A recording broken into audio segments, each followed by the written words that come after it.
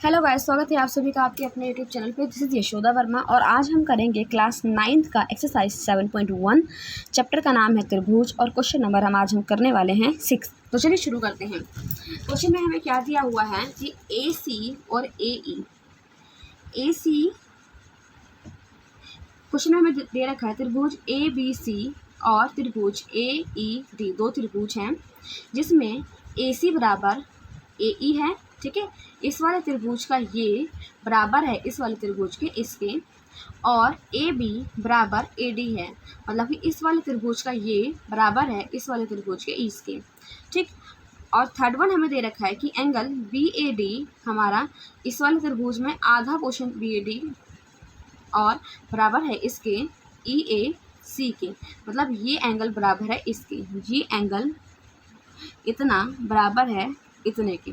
ठीक है, हमें दर्शाना है कि बी सी बराबर है डी ई के।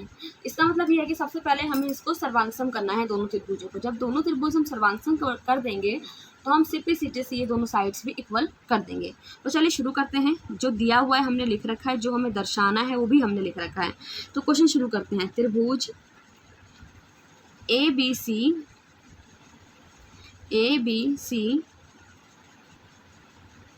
और त्रिभुज ए डी ई में,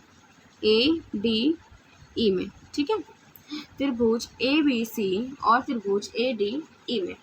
तो चलो शुरू करते हैं। इन दोनों में क्या बराबर है? पहले हमें दे रखा है ए बी बराबर ए डी, है ना। ए बी बराबर ए डी दे रखा है।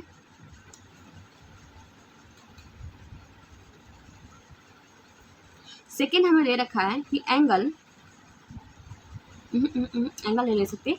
सेकेंड हम दे सकते हैं कि ए बी सी में ए सी और ए बी डी ई में ए ई दोनों बराबर हैं, तो ए सी बराबर है ए ई के। ठीक है, ये भी हमें दिया है। ओके, थर्ड वन देखते हैं कि हम अगर इस कोण को इसके कोण के बराबर हम कर सकते हैं। तो हमें दे रखा है इसमें, अगर आप देखोगे तो B A D, angle B A D बराबर angle C A E,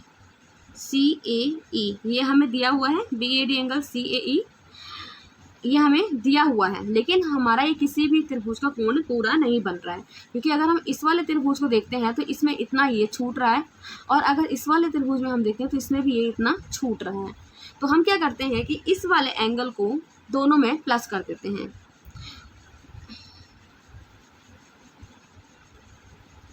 angle D A सी दोनों तरफ जोड़ने पर, अगर हम दोनों तरफ ये एंगल इसके बराबर है, ठीक है, ये एंगल हमारा इसके बराबर है। अगर मैं दोनों में ये कॉमन पार्ट ऐड कर देती हूँ तो हमारा इस वाले त्रिभुज का ये पूरा और इस वाले त्रिभुज का ये पूरा बन जाएगा, है ना। तो ये हम बराबर कर सकते हैं। तो चलो करते हैं।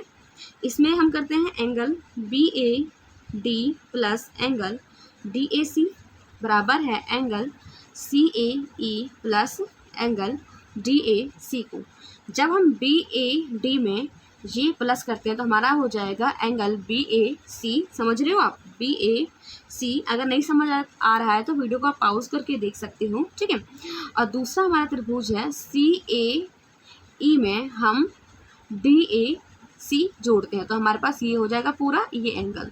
ओके, तो ई ए डी बन जाएगा, एंगल ई ए डी।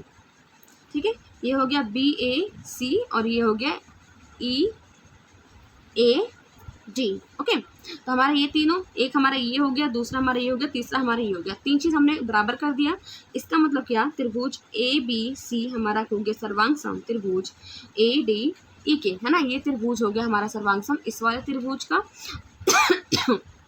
अगर ये दोनों त्रिभुज सर्वांगसम हो गए तो इसका मतलब क्या है कि बी सी बराबर हमारा डी ई हो जाएगा, बी सी हमारा डी ई के बराबर हो जाएगा। कैसे? सी पी सी टी, मतलब कि सर्वांगसम त्रिभुज के सभी कोण और भुजाएं आपस में बराबर होते हैं।